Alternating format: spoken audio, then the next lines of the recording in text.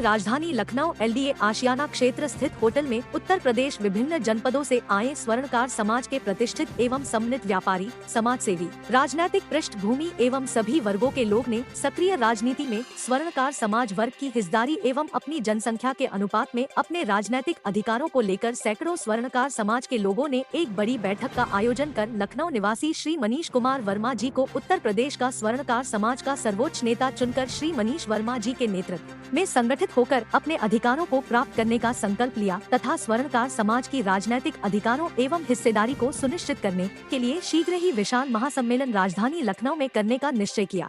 लेकिन उन्होंने जागरूक होकर के और आज वो अपने राजनीतिक उच्चाधिकारियों को प्राप्त किया। और तो इस विषय में हम लोगों ने पिछले 14 तारीख को एक बैठक किया था, जिसमें हमारे स्वर्णकार समाज के 50 से ज़्यादा जिलों के विभिन्न संगठनों के पदाधिकारी आए थे। उसमें हम लोगों ने एक संकल्प लिया था कि अब उत्तर प्रदेश में स्वर्णकार समाज की भी अपनी एक विचारधारा होगी, अपना हमारा एक अस्तित्व होगा और हम अपने उस अस्तित्व की, अपनी उस विचारधारा से पूरे समाज को, सरकार को, प्रशासन को अवगत कराएंगे और जगाएंगे। और अब स्वर्णकार समाज उठ खड़ा हुआ है और अब हमको हर क्षेत्र में अपनी जनसंख्या के अनुपात में भागीदारी चाहिए। आने वाला बिल्कुल साथ में लोकसभा चुनाव है, उसको लेके कोई रणनीति बनी आज बैठक में?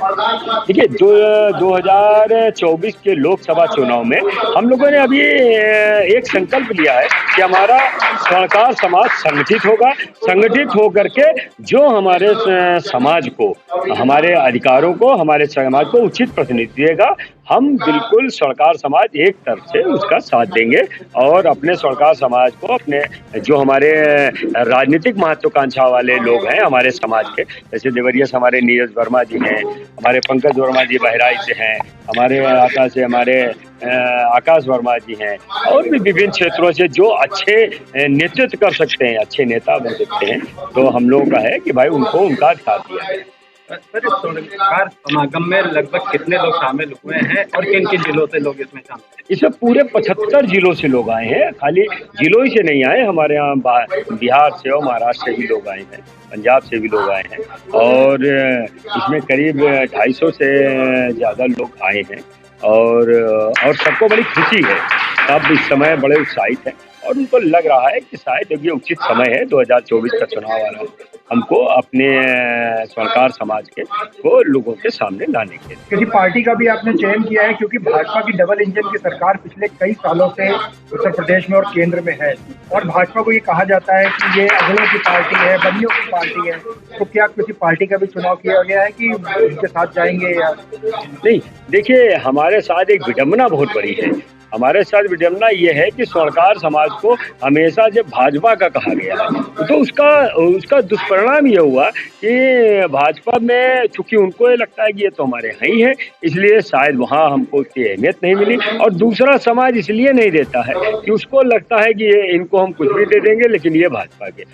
हम इस विचारधारा को हटाने आए हैं।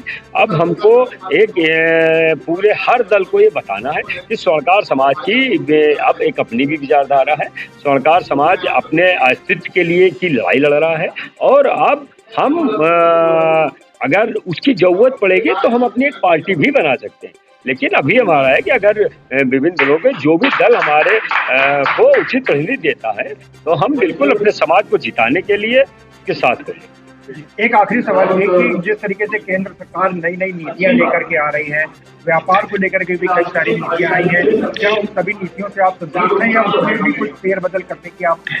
देखिए, इस सरकार की जो व्यापारी हित में जो भी नीतियां आई हैं, उससे सबसे ज्यादा अगर हित किसी का हुआ है तो स्वर्णकार समाज का हुआ है। सोने चांदी वालों का आप सभी जानते हैं कि आज भाव कहाँ जा रहा है और आज चाहे प्रशासन से हो, चाहे चोरों डकैते से हो, जितना स्वर्णकार समाज के साथ जितनी घटनाएं हो रही हैं और जितने उनके साथ चोरी डकैती, अभी कानपुर में देखिए कल ही शायद परसों मारा गया, घायल किया गया उसको।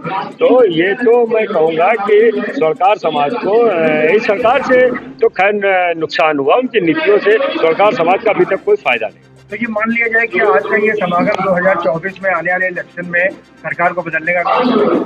नहीं देखिए, हम अभी इस बात को इसलिए नहीं कहते भाई। देखिए कि आप हमारे समाज को, हमारी चिंताओं को अगर आप समझते हैं, हमारी चिंताओं का आप निवारण करते हैं, तो हम और हमारे अधिकार आप देने को तैयार हैं, तो हम लोग एकत्रित होकर कोई भी फैसला ले सकते हैं।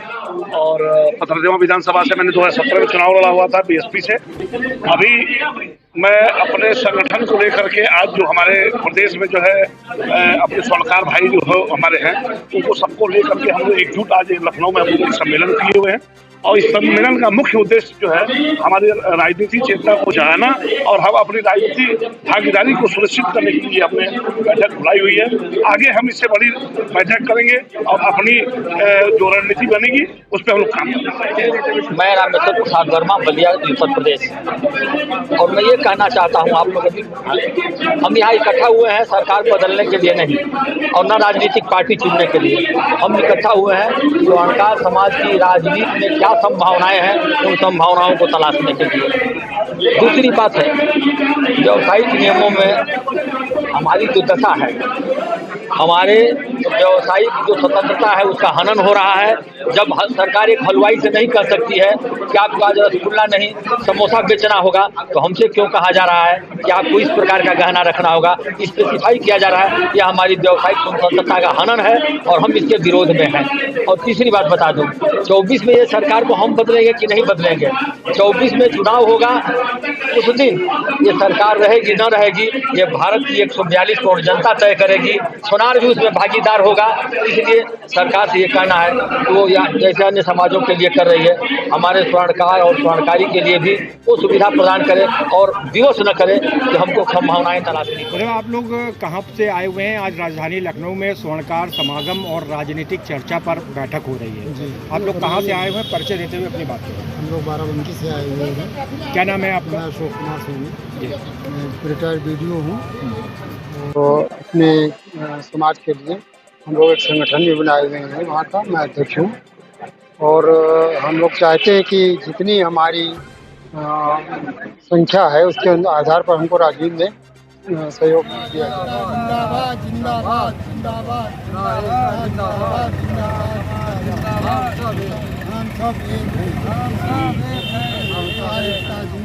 जिंदाबाद।